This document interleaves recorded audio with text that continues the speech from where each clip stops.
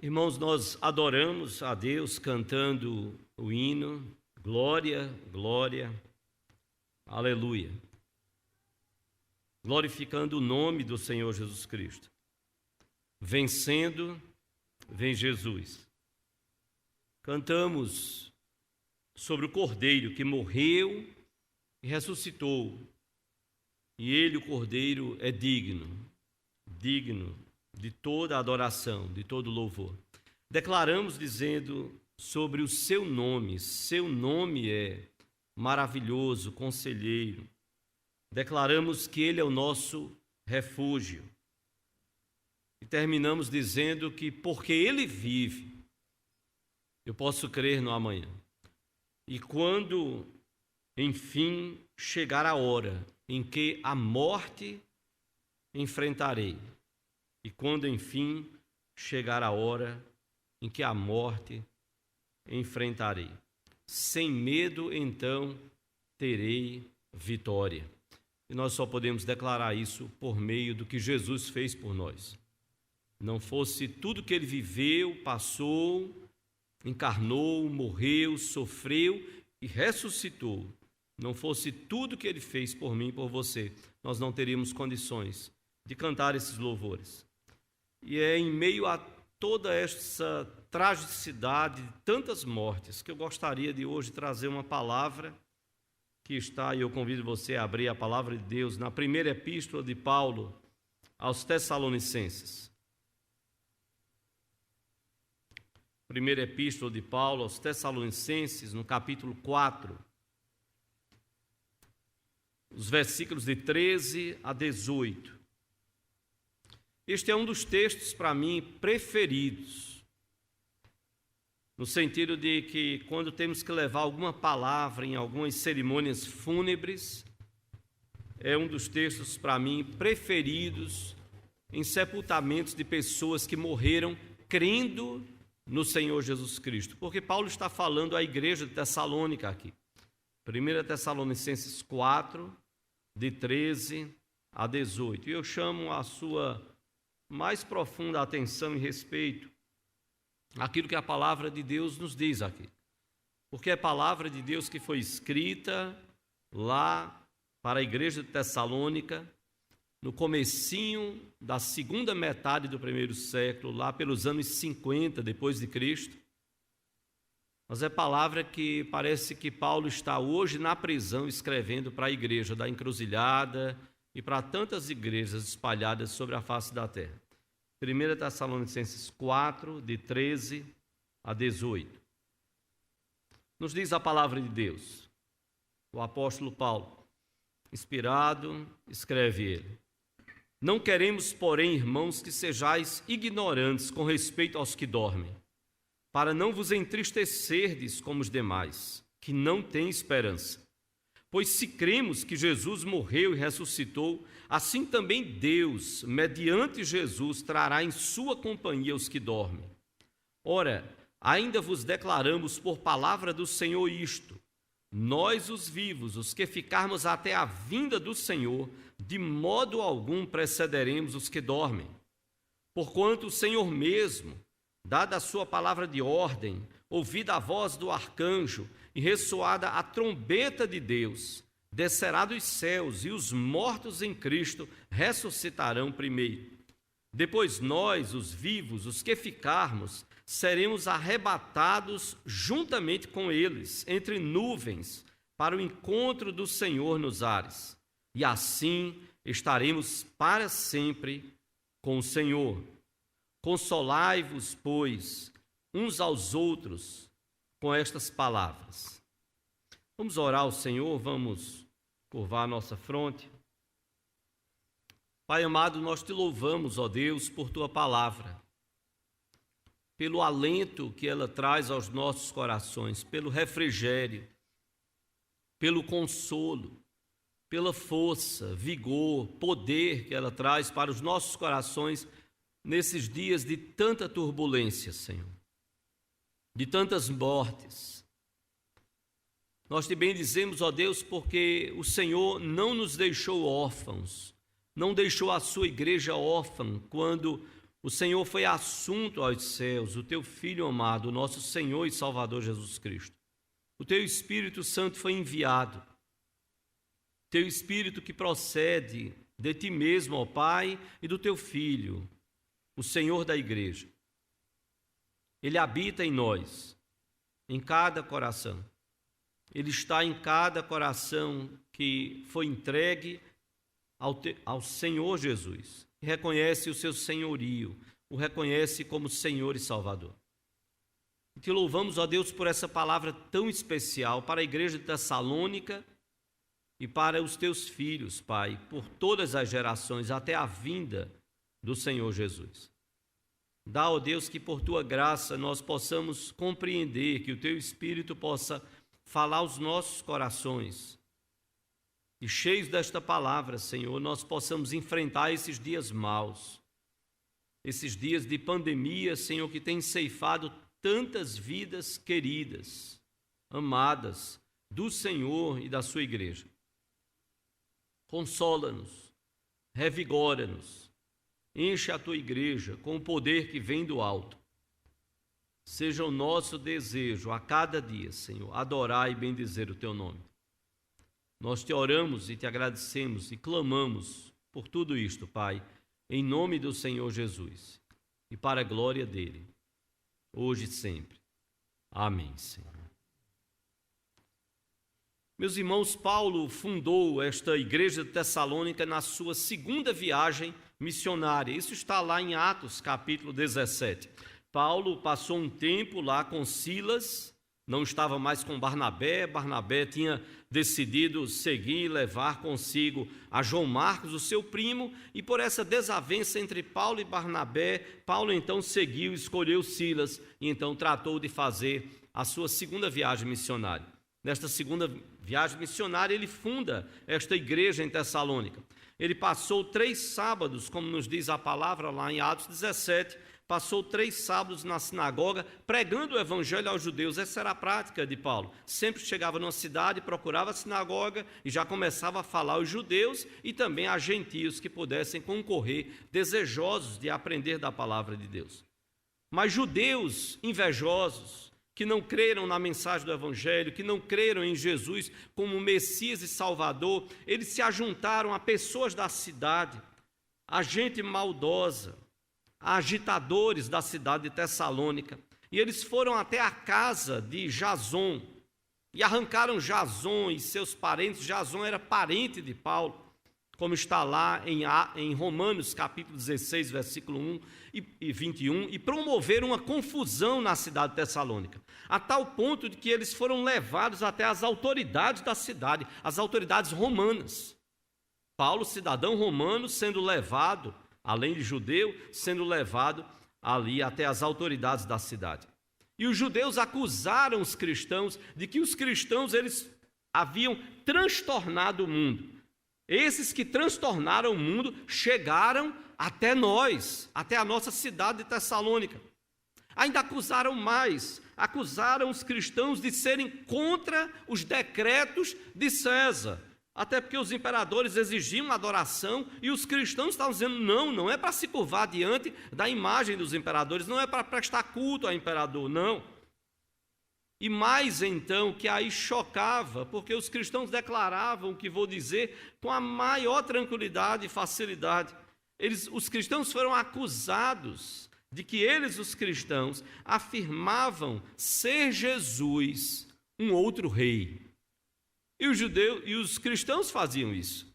Diziam, Jesus é o rei dos reis. Ele é o rei superior a qualquer rei, inclusive a César. As autoridades, então, depois terminaram soltando a Jason e aos seus parentes e a cristãos que com ele estavam, depois de um pagamento de fiança. Foi nesse clima, irmãos, de perseguição que a igreja de Tessalônica cresceu. E por que é que eu estou trazendo isso? É porque nós vivemos um clima tenso em meio a toda esta pandemia. A igreja de Tessalônica cresceu em meio a um clima tenso. Se você olhar, voltar alguns capítulos, no capítulo 1 de Tessalônica, de 6 a 9, olha como Paulo começa a carta. ele começa louvando e exaltando a Deus sobre o testemunho da igreja de Tessalônica. Perceba lá, 1 Tessalonicenses capítulo 1, de 6 a 9. Olha como Paulo se dirige à igreja. Depois de fazer uma saudação inicial, Paulo diz: com efeito, vos tornastes imitadores nossos, dos apóstolos, e do Senhor Jesus, tendo recebido a palavra, posto que em meio de muita tribulação, com a alegria do Espírito Santo, de sorte que vos tornastes um modelo para todos os crentes na Macedônia e na Acaia. Porque de vós repercutiu a palavra do Senhor, não só na Macedônia e Acaia, mas também por toda parte se divulgou a vossa fé para com Deus, a tal ponto de não termos necessidade de acrescentar coisa alguma. Pois eles mesmos, no tocante a nós, ou seja, com respeito ao trabalho dos apóstolos, proclamam que repercussão teve o nosso ingresso no vosso meio, e como deixando os ídolos, os tessalonicenses convertidos, vos convertestes a Deus, para servirdes o Deus vivo e verdadeiro, e para aguardardes dos céus o seu Filho, a quem ele, Deus, ressuscitou dentre os mortos, Jesus, que nos livra da ira vindoura. Que coisa bonita, que testemunho tremendo Paulo dá sobre esta igreja de Tessalônica. Imagine o pastor, os pastores da igreja da Encruzilhada falando sobre algum período que porventura tenhamos passado no meio dos irmãos. Paulo chega e diz: vocês receberam essa palavra com muita tribulação, em meio a muita tribulação, mas vocês receberam com muita alegria. Vocês se tornaram, depois de um tempo, modelo para todos os crentes de toda a região ali. De vocês repercutiu a palavra do Senhor, foi através da vida de vocês, do testemunho de vocês. Quantas outras pessoas creram no Evangelho por meio do testemunho de vocês, Deus usando vocês, capacitando vocês, vocês vivendo o Evangelho. E a prova mais clara disso, Paulo diz, é que vocês deixaram os ídolos, vocês se converteram a Deus, a vida de vocês teve uma mudança tremenda. Isso daí, o mundo daquela época começou a saber, a partir de toda aquela região da Acaia, da Macedônia, isso foi se espalhando. E que vocês estão aguardando o seu Filho, o Filho de Deus, a quem Deus ressuscitou, e é este mesmo Filho que nos livra da ira vindoura.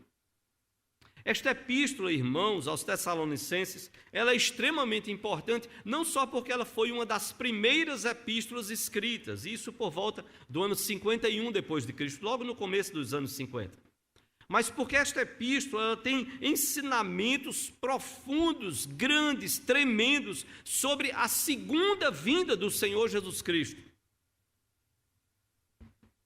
Os membros da igreja de Tessalônica eram judeus convertidos ao Evangelho, como Paulo começou a pregar na sinagoga. Eram também gregos, devotos, muito piedosos, muito sérios na sua religiosidade. Deus estava convertendo aqueles corações, já vinha trabalhando, e então agora, conhecendo a mensagem do Evangelho, o plano de Deus começava a se concretizar na vida deles. Mulheres da nobreza, mulheres nobres lá de Tessalônica, e pagãos, gentios, ou seja, quem não era judeu, pagãos que foram sendo convertidos à mensagem e ao Evangelho e ao Senhor Jesus Cristo. Bom, depois de todo esse início da igreja, qual a situação desses membros quando Paulo escreve para eles? Diante das perseguições, das dificuldades pelas quais a igreja de Tessalônica estava passando, e é momento que a gente precisa pensar a nossa realidade hoje. A gente escuta sobre como é que estava a igreja de Tessalônica e a gente deve pensar, e nós, como é que nós estamos? Porque havia alguns cristãos na igreja de Tessalônica que estavam ociosos, sem trabalhar, e não é porque faltava trabalho, não é porque alguns estavam achando assim, Jesus vai voltar, então eu não vou fazer mais nada. Vou cruzar os braços e vou ficar só esperando a vinda dele. Paulo disse, não, é para continuar vivendo, como se ele fosse voltar daqui a milênios, você não sabe o dia. Para de cair nesses engodos e nessas histórias aí. Já houve gente nesse período de pandemia marcando a vinda de Cristo. Vai ser para março, Aí chegava março, não, o Senhor me disse que mudou a revelação, ele mudou agora vai ser em abril. Aí ficava todo mundo desesperado, pronto. É dia 30 de abril, misericórdia, 30 de abril. Cuidado nessa madrugada, não durma, você pode ficar. E aí, aqueles que são realmente sinceros, tomados por essa mentira, não dorme. O cara fica lá, em pânico, esperando amanhecer o dia. Meu Deus, pronto. Acabou. Foi não. Tinha dito que era 30 de abril, pronto, foi não. Amanheceu, já está um novo dia. Jesus não voltou. Então, alguns cristãos estavam ociosos. Outros estavam vivendo desordenadamente. Pior do que não fazer nada era fazer as coisas erradas. Fazer o mal, praticar o mal, vivendo desordenadamente. Outros estavam sendo tentados a voltar aos vícios da vida pagã. E outros estavam desconsolados por entes queridos falecidos.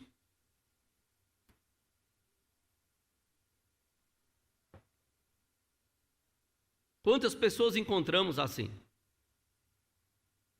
Mesmo crendo no Evangelho, mesmo conhecendo o Evangelho, mesmo conhecendo a palavra de Deus, são tomados por uma tristeza que nós entendemos até certo ponto, até um certo grau, mas não de tal forma que tome a vida da pessoa e a pessoa não consiga enxergar mais razão para existir. Porque a nossa razão de existir não está uns nos outros, mas nele que nos dá a vida. Se não aprendermos isto, a cada perda será um momento que nós vamos pensar até em perder a própria vida, porque já não vamos encontrar sentido em viver, se não entendermos que a nossa vida está e precisa estar em Cristo. Não é fácil encarar a morte. Conversava com um pastor idoso, e quando falo idoso é porque eu não sou idoso. E ele, então, uma vez conversando, ele disse assim: Petrônio, eu pastoreei uma igreja, rapaz, numa capital, eu não vou dizer aqui qual o estado, qual a capital, para você não tentar adivinhar quem é. E ele disse assim: rapaz, eu passei muitos anos nessa igreja, nessa capital, e eu conheci um pastor, rapaz, de outra denominação, e a gente combinou o seguinte: eu era louco para realizar casamento. Pense numa coisa que eu gosto de fazer, além de pregar, é realizar casamento. E esse pastor com quem eu fiz uma amizade de outra denominação, ele dizia: rapaz, eu já sou o contrário, eu gosto é de funeral, eu gosto é de sepultamento, cemitério, pense num lugar que eu gosto de pregar. Ele disse: então vamos fazer o seguinte, a gente combina, quando você tiver casamento, que você não tiver muito afim, você passa para mim. E quando eu tiver algum funeral, eu vou e passo para você. E combinaram os dois e ficaram assim. É um negócio meio estranho, mas até entendo em parte, porque a pessoa entende que aquele é um momento tão chocante, que as pessoas carecem, precisam tanto de uma mensagem de esperança, de fé, de consolo, em meio a tanta dor pela perda. A situação atual da nossa pandemia é chocante. Nós chegamos agora a quase 500 mil de mortos no nosso país. No mundo, chegando mais ou menos a 3,5 milhões. Quer ver criança?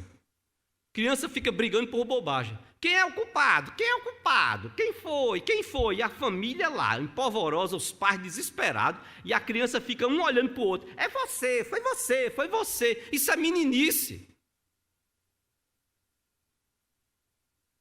Esses culpados não trazem de volta a vida de quem está sepultado.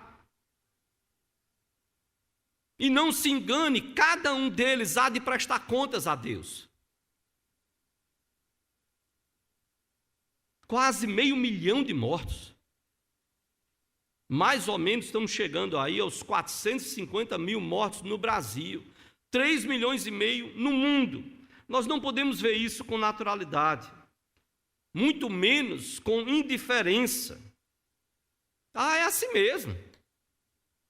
todo mundo morre. Nem celebrar que ainda bem que veio o vírus para alertar a humanidade, né? Antes fosse alertasse a humanidade quanto a uma eternidade. Tem gente que não está nem aí, nem despertou para o fato de que existe uma eternidade. Então nem para isso o vírus está servindo. É a morte de entes queridos, de parentes, casais, avós, filhos que são órfãos da Covid, como já estão sendo chamados, órfãos da pandemia. São irmãos em Cristo, membros de igrejas, líderes de ministérios, de grupos de oração, de trabalhos de oração, são diáconos, são presbíteros, e talvez você tenha escutado em alguma pregação quando falei da primeira igreja presbiteriana de João Pessoa, pastor Fernando, eu falava com eles semanas atrás, ele disse: Petrônio, que coisa chocante, nós já perdemos, dentre alguns membros da igreja, nós já perdemos 3 presbíteros. É um choque para a igreja, no período de 1 ano, você ter o sepultamento de 3 presbíteros. Eu tive a oportunidade de conhecer um deles, o presbítero Marilo. São pastores que também estão falecendo. Nesses últimos meses, eu comentei com alguns pastores amigos, eu disse: rapaz, eu estou chocado.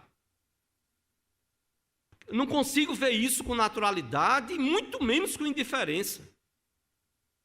A gente sente um pouco do que se passa no coração dos pastores. Num grupo de Zap, tem 2 grupos de pastores presbiterianos no Brasil, pastores presbiterianos de Pernambuco, o presbitério, o grupo Graça e Paz do Ângelo Manassés, e nesse daí que são mais ou menos uns 40, 50 pastores de algumas denominações aqui de Pernambuco. É doloroso. Nesses últimos meses, irmãos, não teve uma semana que não tivesse, no mínimo, um falecimento. Teve semana com 3, dia sim, dia não. Teve semana de alguém dizer: vamos orar, gente, fulano de tal. Aí começa: eu conheço, ele estava no congresso, ele deu palestra, que bênção, que homem de Deus. De repente, 2, 3 dias depois, gente, agravou. Às vezes no dia seguinte, olha, agravou. No outro dia, 48 horas, faleceu. Recentemente, o pastor Lavoisier, do nosso presbitério. Que dor tremenda. Eu estive lá na igreja de Filadélfia, gente saindo pelas janelas. Eu digo: misericórdia, Senhor, me guarde. Eu digo: eu estou vindo aqui não é para falar com ninguém, eu só quero falar com o pastor Rodrigo e quero falar com Daniela, esposa do pastor, viúva do pastor Lavoisier. Eu quero levar alguma palavra para ela. Quero falar com esses 2. E eu que fui para falar, terminei foi ouvindo. São testemunhos dolorosos que marcam o nosso coração. Quando ela disse: pastor, há alguns dias a gente estava fazendo planos, pastor, sonhando com a igreja, sonhando com os casais, sonhando com os irmãos. Ele não está mais, pastor. Mas, pastor, ele partiu para a glória, como ele dizia que queria. Ele dizia: no dia que eu tiver que partir, eu não quero lhe dar nenhum trabalho. Ela disse: foi assim, pastor. Naquela noite ele partiu. Ele teve um infarto fulminante e partiu para a glória daquele jeito. Nem sempre é assim. Como ela dizia. Eu dizia aqui, pastor, para as irmãs, para os irmãos, eu dizia para ele: a gente vai ficar velhinho, e eu cuidando de você, velhinho. Ele era mais velho, alguns anos do que ela, né? Eu vou cuidar de você, você velhinho e a gente ficando velhinho juntos. A gente não sabe os planos de Deus e o tempo de Deus para as nossas vidas. Agora, recente, você acompanhou o Jeane, da família Paz Barreto, esposa do pastor Fernando, da Igreja Batista Fonte, lá de Campinas, São Paulo. Filha do pastor Abelardo, que foi pastor aqui, tia do pastor Xandó, irmã de Anne, Delma, Luciano e mais irmãos aí que foram membros aqui da igreja. Alguns deles foram membros, não estão mais. Mas, irmãos, tudo isso dói e parte o coração. São lágrimas que muitas vezes cada um tem o seu jeito. Para mim, as lágrimas ficam dentro e elas vão acumulando, os misericórdias. E tem hora que eu não consigo chorar, eu não consigo botar para fora. Então, o Solange já sabe, no sepultamento de um tio meu, o pastor Edgé sempre brincava muito, eu era seminarista, e Solange, eu estava de cabeça baixa, ela olhou e disse assim: pastor Edgé está vindo na nossa direção. E eu só levantei o rosto, ele chegou e eu estendi a mão para ele, para cumprimentar. Eu estava sentado, eu estendi a mão para ele, para cumprimentar, e ele cruzou os braços e ficou assim olhando para mim. Grata memória do carinho e das brincadeiras dele. E ali naquele momento, eu fui tirando a mão e ele foi pegando, e eu soltei a mão dele e eu saí andando, chorando. Senhor, obrigado. Eu precisava de um alfinete, ele foi o alfinete naquela hora que eu precisava chorar, eu precisava botar para fora, e o negócio estava todo prendido dentro, se arrebentando por dentro. Quantas dores. Mas, por outro lado, nós não podemos viver reféns do medo da morte. Há pessoas desenvolvendo muitas síndromes, muitos problemas mentais, síndrome de pânico e tantas outras coisas. E o pior de tudo é que há algumas frases do nosso cotidiano sobre a morte que não nos ajudam. Tem crente até reproduzindo isso. Já ouviu? Alguém chega e diz assim: olha, a única certeza desta vida é a morte. O cara parece o maior filósofo do mundo. E eu não consigo ouvir esse cara. Ele diz: não, como é, rapaz? A única certeza desta vida é a morte, então você está perdido. Então você não conhece o Evangelho. É a única certeza desta vida. Diz Paulo lá aos Coríntios: se a nossa esperança em Cristo se limita apenas a esta vida, nós somos os mais infelizes de todos os homens. Como é que a única certeza desta vida é a morte? Jesus não viveu assim, ele não ensinou. Tem outra frase que, querendo dar um tom um pouco mais positivo para a gente enfrentar as lutas, ela termina com um tom trágico e negativo. É quando alguém diz assim: olha, calma, enfrenta aí, rapaz, olha, só não existe problema para a morte, só não existe solução para a morte. Dá uma ideia assim meio positiva: não, enfrente, rapaz, olha, tudo tem solução, só não tem solução para a morte. Não quer isso. Então você também não conhece o Evangelho, você não conhece o Senhor Jesus Cristo. O apóstolo Paulo, irmãos, falou aos cristãos de Tessalônica, e só por meio da inspiração da palavra de Deus é que ele fala a mim e a você, igreja da Encruzilhada, e a quantos estejam nos ouvindo e venham a nos ouvir, quem sabe depois. Paulo tem uma mensagem a trazer aos nossos corações, e a mensagem não é outra senão a esperança diante da morte. Há esperança diante da morte. Será que você consegue repetir comigo? Vamos dizer juntos? Há esperança diante da morte. Pensei que estava a filazinha aqui, mas sem problema. Exato.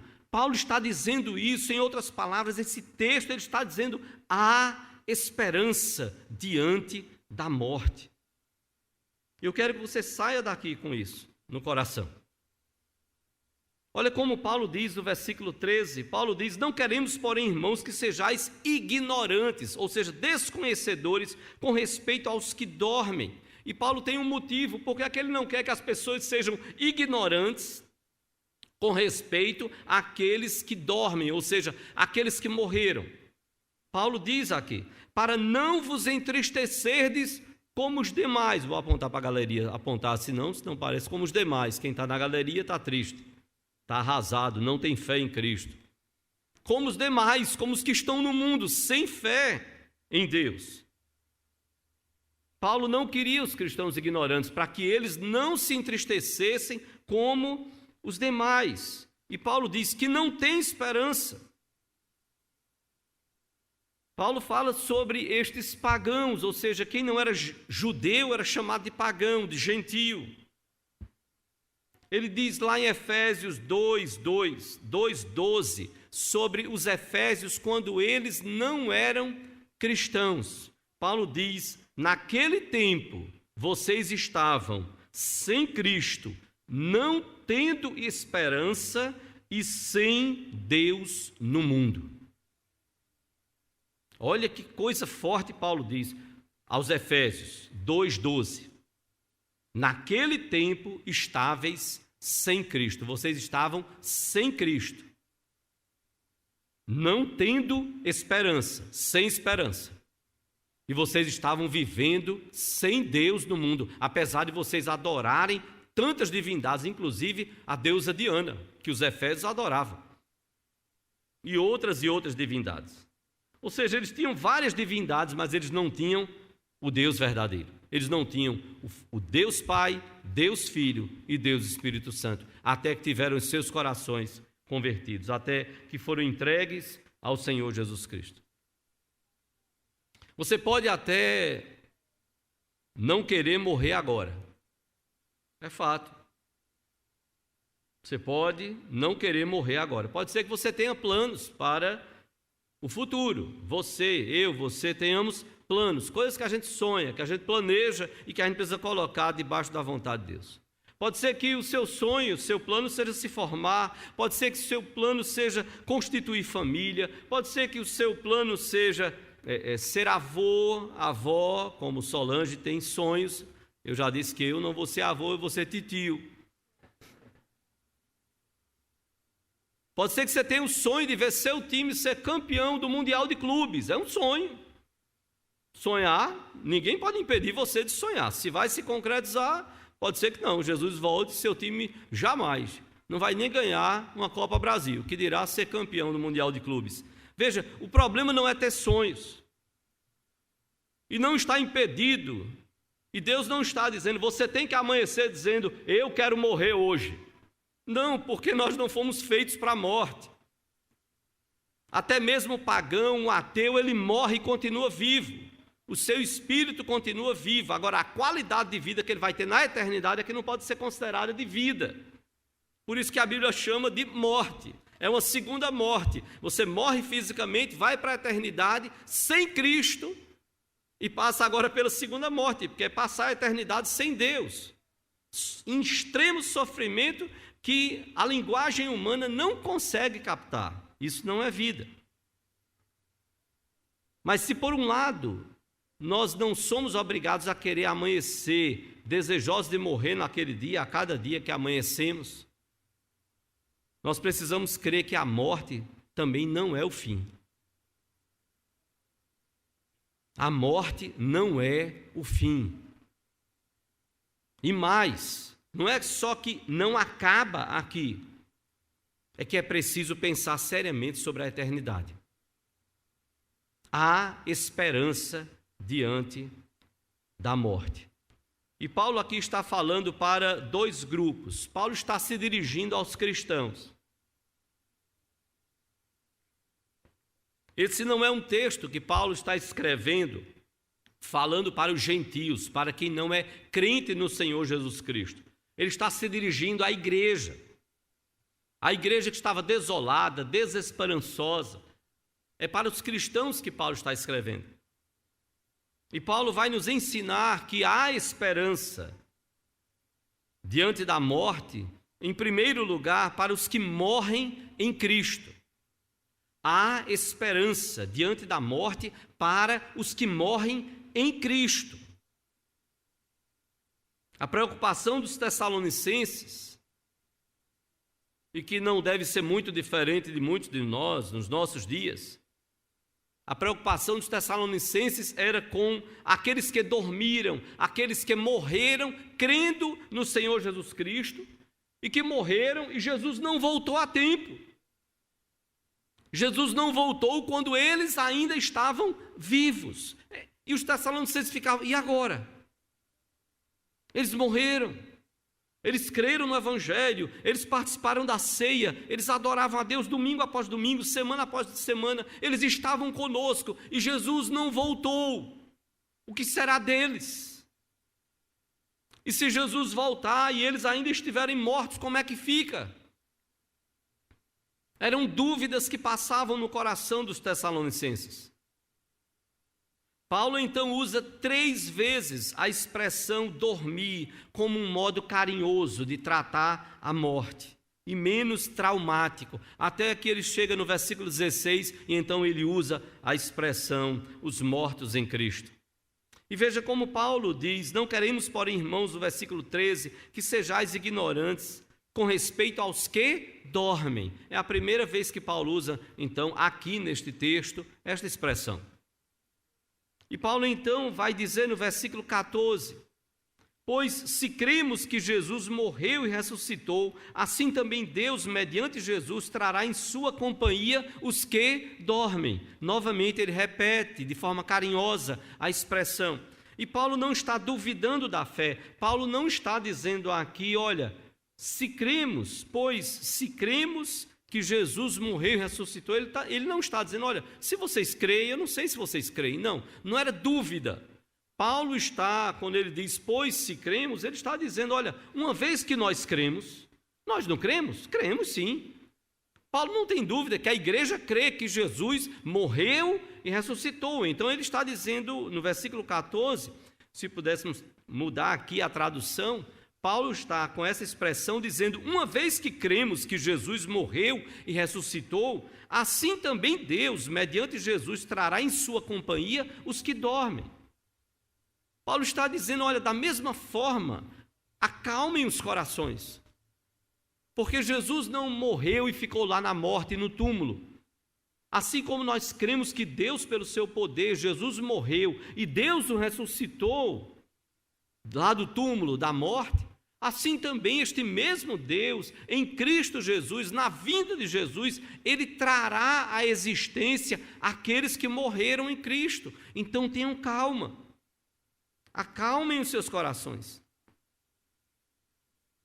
O mesmo Deus que ressuscitou a Jesus vai trazer aqueles que estão dormindo. E então Paulo diz no versículo 15, ora, ainda vos declaramos por palavra do Senhor isto, nós os vivos, os que ficarmos até a vinda do Senhor, de modo algum precederemos os que dormem. Paulo então ainda é a terceira vez que ele vai usar essa expressão dormir, os que dormem, os que dormiram em Cristo. E Paulo então vai dizer, olha, nós os vivos, os que ficarmos até a vinda de Jesus, nós não precederemos. Essa expressão preceder é alguém que sai na frente em relação a outros. É alguém que tem vantagem em relação a outro. Nós não sairemos à frente, nós não chegaremos à presença de Deus à frente, na frente daqueles que dormiram no Senhor. Nós não teremos nenhuma vantagem, porque os judeus daquela época e de antes, eles tinham uma concepção de que quando o Messias voltasse, quem estivesse vivo teria vantagens sobre aqueles que estivessem mortos, esperando a vinda do Messias. Paulo diz, olha, isso não existe, em nenhum canto da Bíblia está dito isso. Que tem um grupo privilegiado porque conseguiu, como se dependesse deles, ficar vivo até a vinda do Messias. Então é isso que Paulo está dizendo. Nós, os que ficarmos vivos até a vinda do Senhor, nós não precederemos, não teremos nenhuma vantagem em relação àqueles que morreram, crendo no mesmo Senhor Jesus Cristo, que a igreja, composta por aqueles que estão vivos, serve e crê. É isso que Paulo está, então, ensinando. E Paulo, então, vai dizer no versículo 16, porquanto o Senhor mesmo, dada a sua palavra de ordem, ouvida a voz do arcanjo e ressoada a trombeta de Deus, descerá dos céus, o Senhor. E presta atenção no final do versículo 16. E os mortos em Cristo ressuscitarão primeiro. Paulo até coloca uma ordem na revelação da vinda de Cristo. Paulo não diz, olha, quando Jesus voltar, primeiro, quem estiver vivo está na vantagem, porque vai subir primeiro. Vão ser os primeiros a se encontrarem com o Senhor. Paulo diz, não. Na vinda do Senhor, os mortos em Cristo, aqueles que morreram crendo em Jesus, eles ressuscitarão primeiro. Os mortos em Cristo ressuscitarão primeiro. E depois, no versículo 17, Paulo vai dizer: depois nós, os vivos, os que ficarmos, seremos arrebatados juntamente com quem? Com eles, com os mortos em Cristo. Seremos arrebatados juntamente com eles, entre nuvens, para o encontro do Senhor nos ares. E assim estaremos para sempre com o Senhor. Paulo está dizendo: depois nós seremos os vivos arrebatados, mas veja, nós não seremos arrebatados sozinhos. Nós vamos ser arrebatados com aqueles que morreram em Cristo, crendo no Senhor Jesus Cristo. Não precisa levantar a mão, mas responda no seu coração: você tem alguém que morreu crendo no Senhor Jesus Cristo? Hoje nós estamos vivos e nós temos gente amada, querida, amigos, familiares, irmãos em Cristo, que morreram crendo no Senhor Jesus. Se Jesus voltar hoje, se Jesus voltar amanhã, hoje que estamos vivos, se Ele voltasse aqui, nós não iríamos, Ele na glória, descendo nos céus, nós não iríamos ser arrebatados primeiro para depois os mortos em Cristo ressuscitarem. Não. Primeiro eles ressuscitam e agora vivos e ex-mortos em Cristo. Agora todos vivos, agora sim, nós seremos todos arrebatados para estarmos com o Senhor nos ares. É o que a palavra de Deus está dizendo. Ou seja, Paulo está dizendo: aqueles que morreram em Cristo não perderam nada. Não perderam e não perderão nada. Seremos todos arrebatados, estaremos todos por meio do poder do Senhor Jesus Cristo. Esses mortos em Cristo, eles viveram nas suas vidas, viveram por meio de Jesus e para a glória de Jesus. Eles foram alcançados, creram na mensagem do Evangelho, dedicaram as suas vidas ao Senhor, entregaram as suas vidas ao Senhor, até mesmo na morte, como os apóstolos, como cristãos anônimos que se tornaram mártires e morreram crendo no Senhor Jesus Cristo. Mártires e até outros não mártires. Teve gente que não foi martirizado e teve uma morte tranquila, sem perseguição, sem sofrimento, sem tortura, não interessa. Todos estes que morreram em Cristo e que estão espiritualmente na presença de Deus, aguardando o dia da ressurreição, todos estes estarão juntos com aqueles que estiverem vivos quando Jesus voltar. Esta é a esperança que temos. Há esperança diante da morte para os que morrem em Cristo. Eu convido você ainda a abrir e voltar lá o texto de 1 Coríntios 15, e foi lido no começo do nosso culto.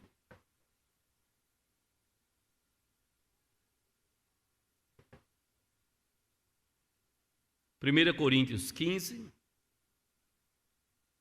do versículo 35, perceba quando Paulo fala sobre a ressurreição e sobre aqueles que morreram crendo no Senhor Jesus Cristo, que entregaram as suas vidas ao Senhor, que buscaram viver para a glória do Senhor.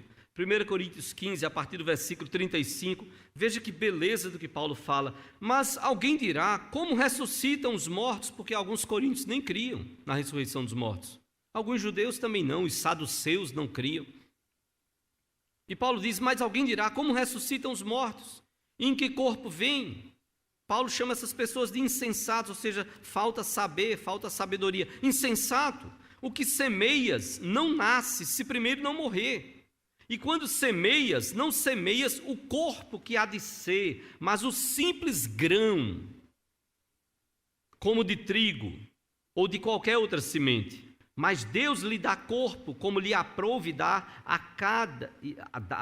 e a cada uma das sementes o seu corpo apropriado. Nem toda carne é a mesma, porém uma é a carne dos homens, outra a dos animais, outra a das aves e outra dos peixes. Também há corpos celestiais e corpos terrestres, e sem dúvida, uma é a glória dos celestiais e outra a dos terrestres. Uma é a glória do sol, outra a glória da lua e outra a das estrelas, porque até entre estrela e estrela há diferenças de esplendor.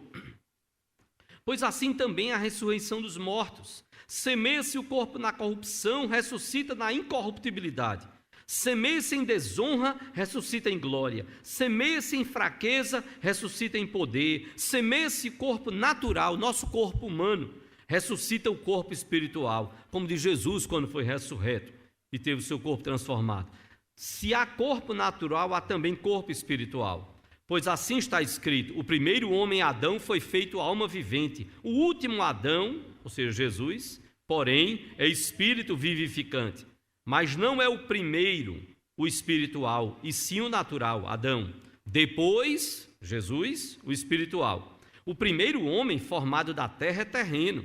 O segundo homem é do céu. Como foi o primeiro homem, o terreno, tais são também os demais homens terrenos. E como é o homem celestial, tais também os celestiais. E assim como trouxemos a imagem do que é terreno, observe aí, devemos trazer também a imagem do celestial, Jesus. Isto afirma, irmãos, que a carne e o sangue não podem herdar o reino de Deus, nem a corrupção herdar a incorrupção. Eis que vos digo um mistério: nem todos, observe, dormiremos. Olha Paulo falando, usando a expressão para aqueles que dormiram em Cristo. Nem todos dormiremos, mas transformados seremos todos. No momento, num abrir e fechar de olhos, ao ressoar da última trombeta, olha a figura da trombeta, a trombeta soará, os mortos ressuscitarão incorruptíveis e nós seremos transformados. Porque é necessário que este corpo corruptível se revista da incorruptibilidade e que o corpo mortal se revista da imortalidade. E quando este corpo corruptível se revestir de incorruptibilidade e o que é mortal se revestir da imortalidade, então se cumprirá a palavra que está escrita: tragada, vencida foi a morte pela vitória. Onde está, ó morte, a tua vitória? Onde está, ó morte, o teu aguilhão? O aguilhão da morte é o pecado, e a força do pecado é a lei. Graças a Deus que nos dá a vitória por intermédio de nosso Senhor Jesus Cristo. Portanto, meus amados irmãos, sede firmes, inabaláveis e sempre abundantes na obra do Senhor, sabendo que no Senhor o vosso trabalho não é vão. Glória a Deus. Que palavra tremenda de Paulo, inspirado pelo Espírito Santo, para trazer coisas tão profundas e dizer: olha, nem todos dormiremos na vinda de Jesus, nem todos vão passar por essa morte material humana, mas transformados seremos todos. Os que estiverem vivos na vinda de Jesus serão transformados, e aqueles que morreram ressuscitarão e terão também os seus corpos transformados. É a ressurreição e transformação de corpos. É a revelação de que nem todos dormiremos. E Paulo aguardava também. E nós precisamos pensar, aqueles que morreram em Cristo, nós não vamos ter nenhuma vantagem se estivermos vivos na vinda de Jesus. Nós não vamos ter nenhuma vantagem na frente deles. Deus os amou e continua amando, porque eles continuam vivos, espiritualmente, aguardando o último dia para que os seus corpos sejam ressuscitados e agora transformados. E nós, os vivos, estaremos com eles também ressuscitados, para então cumprir o propósito de Deus para a sua igreja. Há esperança diante da morte para os que morreram em Cristo. Note bem, para os que morreram em Cristo. Se você morrer nesta semana,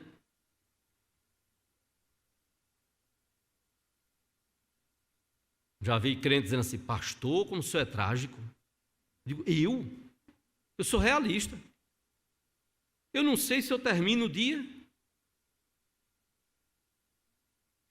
vou para casa, cai um avião em cima do prédio, morro eu, Solange, e morre quem estiver lá no prédio. Caiu o avião em cima do prédio. Aí você vai chegar, no meio da semana, e dizer: meu Deus, você viu? Que coisa, né? O pastor estava profetizando? Não, o pastor estava falando a realidade. A Bíblia diz que nós somos entregues à morte todo dia. É a realidade. Se você perguntar: você quer morrer? Não. Eu sou um dos que creem que o Santa Cruz vai ser campeão da Libertadores. todo mundo tem sonho, eu também tenho. Eu tenho desejo, sim, certo. O que vai se realizar ou não, não sei. Então, eu estou dizendo isso para você não achar que eu estou desejando. Você viu que fulano morreu, também com aquela palavra que o pastor deu naquele domingo. A pessoa ficou tão angustiada naquela semana, então ele não entendeu a mensagem. Então, quando eu estou dizendo, se você morrer nesta semana, a gente se encontra lá, no último dia. Amém, igreja? Amém. Agora eu gostei do amém. Acredito que eu coloquei isso aqui anotado, eu não posso esquecer de dizer isso. E eu achei que a igreja não ia dar um amém tão forte, depois da pergunta. Já teve gente que deu amém antes. Amém, isso. E o amém depois. Se nós vivermos por mais esta semana, todos nós vivermos, e você que está online aí também, se nós vivermos por mais esta semana, a gente se encontra no próximo domingo para ouvir que há esperança diante da morte, não só para aqueles que morreram em Cristo, mas há esperança também diante da morte para os que vivem em Cristo, para aqueles que estão vivendo em Cristo, vivendo a cada dia para a glória do Senhor Jesus. Mas eu quero tratar disso só no próximo domingo, para você não infartar aqui. Tá certo? Vamos curvar a nossa fronte, vamos orar ao Senhor. Depois nós vamos já ficar de pé, nós vamos orar, não encerrando, porque nós vamos ainda cantar o hino, a chamada final. Logo após a oração e a bênção, eu peço que você permaneça só um rapidinho tempo para uma comunicação, para comunicações muito importantes. Vamos orar? Pai amado, só Tu podes encher o nosso coração com a certeza de que há esperança, ó Deus, diante da morte. Há esperança para os que morrem e morreram em Cristo Jesus, crendo no Senhor Jesus. E louvado seja o Senhor também, porque há esperança diante da morte para os que vivem em Cristo. Cada um de nós que cremos no Senhor Jesus, que fomos alcançados por essa graça, esse grande amor, nós clamamos estas bênçãos no nome do Senhor Jesus Cristo e para a glória dele, hoje e sempre. Amém, Senhor.